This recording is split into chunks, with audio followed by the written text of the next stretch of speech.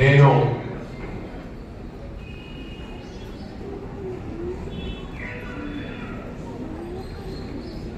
బండి రమేష్, కాంగ్రెస్ పార్టీ తెలంగాణ రాష్ట్ర vice president మరియు కుకట్పల్లి నియోజకవర్గానికి ఇన్ఛార్జిగా మా మిత్రులందరూ, ముఖ్యంగా దయామయుడైనటువంటి కరుణామయుడైనటువంటి యేసు ప్రభు అందరినీ చల్లగా చూడాలని, ఏదైతే యేసు ప్రభు యొక్క జన్మదినంగా పురస్కరించుకుని మనం జరుపుకునే క్రిస్మస్ వేడుకలు